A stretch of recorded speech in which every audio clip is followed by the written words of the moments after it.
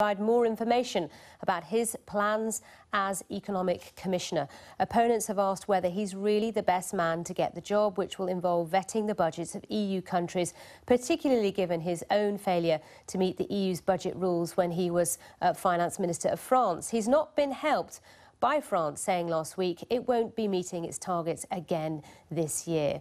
So what would it take to convince MEPs he won't give preferential treatment to his country? A question for Sven Giegold, an MEP and member of the Parliament's Committee on Economic and Monetary Affairs. Good morning, Sven. Thanks for being on the programme.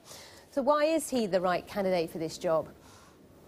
Well, that is a question you could pose to Mr. Juncker, because he has consistently put commissioners to posts where they seem to be rather the elephant in the respective china shop. So if you look to climate, finance, media, and also the question of European budgets.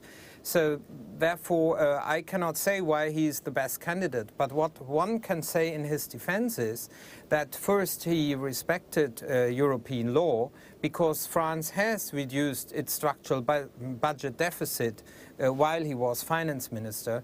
And second, that he cannot act alone. He has to coordinate with Mr. Dombrovskis from Latvia, who is a tough defender of austerity. And therefore, Moscovici, in a certain way, is only a second-class commissioner.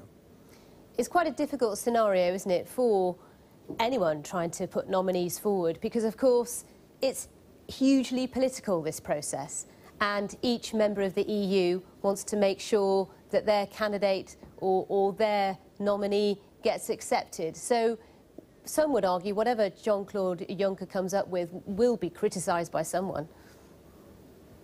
Well, obviously, politics, there is also the rule of criticism, but what is key is the European Parliament has a very important right. It has the right to listen carefully to the different candidates and to give signals whether they are the right people for the post. Normally, after an election, you have to accept the government which has been chosen by the majority, and here in Europe we have a quality check.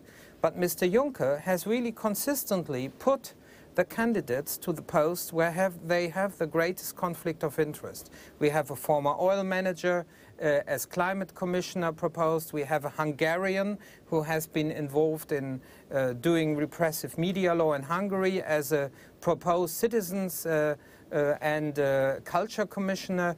And we have a former financial lobbyist as proposed as financial market commissioner. And that doesn't fit together. All right. Well, as we can tell, the differences of opinion in Brussels are pretty rife. Sven Giegold, for now, though, we appreciate your time. Thanks for being on the programme, a member of the Parliament's Committee on Economic and Monetary Affairs. Now, let's squeeze in some other stories quickly before we